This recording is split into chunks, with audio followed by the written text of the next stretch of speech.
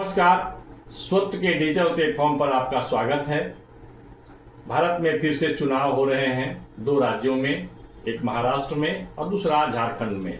झारखंड बिहार के करीब का राज्य है, बल्कि बिहार से अलग हुआ एक प्रदेश है, छोटा सा प्रदेश। झारखंड विधानसभा चुनाव पर यदि नजर रखते हैं तो वहां एक स्पष्ट दिखाई पड़ता है कि वहां एक खेल शुरू हो गया है। झारखंड विधानसभा चुनाव का सारा खेल अंततः परसेप्शन पर आकर टिकने लगा है।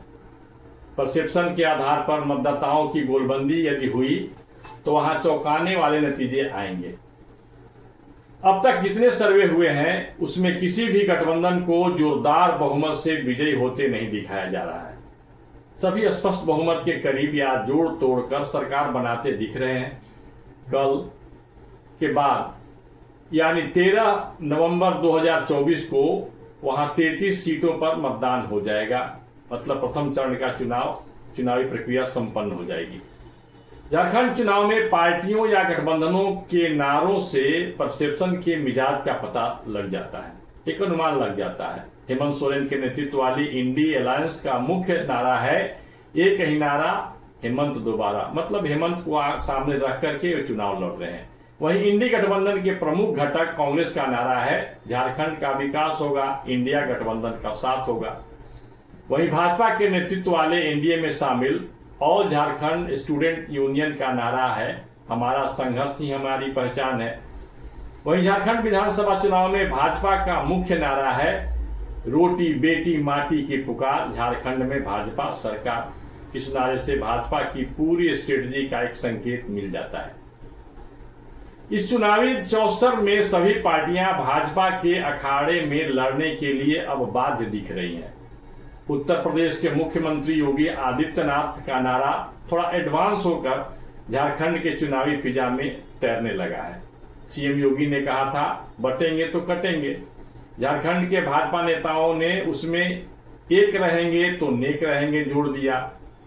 अब यह नारा हो गया, बटेंगे तो कटेंगे, एक रहेंगे तो नेक रहेंगे।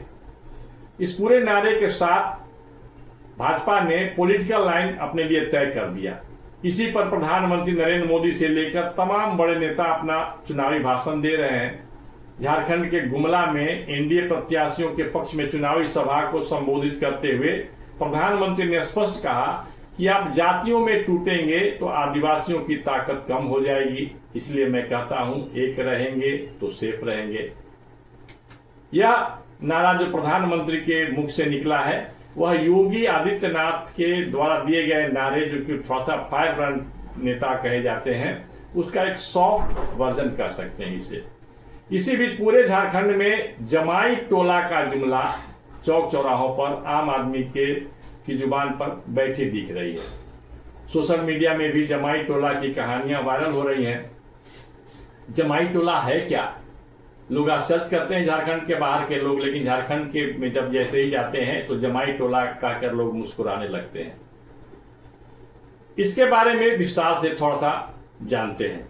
पाकुड़ जिले की सुनीता टुडू की शमसूल अंसारी से निकाह के बाद उसकी दर्द भरी कहानी जमाई टोला की कहानी है।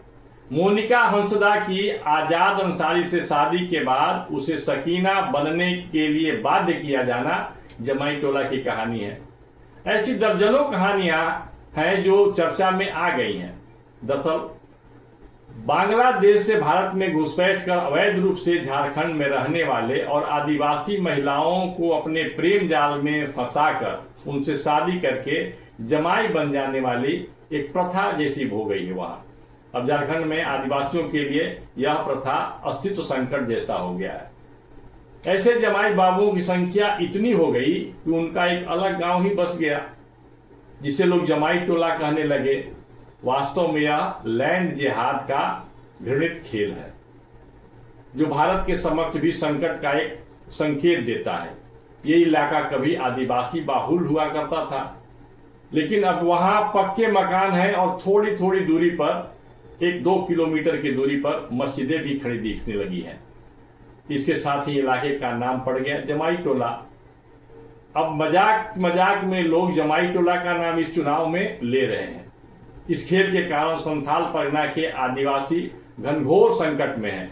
वहाँ 1951 में आदिवासियों की आबादी 44.66 4.66% थी। 2011 में आदिवासी घटकर मात्र 28.11% रह गए। वहीं मुस्लिमों की आबादी 9.44 से बढ़कर 22.73% हो गई। अब इसे क्या कहेंगे? ये चमत्कार तो हो नहीं सकता है, इसके पीछे कुछ न कुछ बड़ा षड्यंत्र होगा।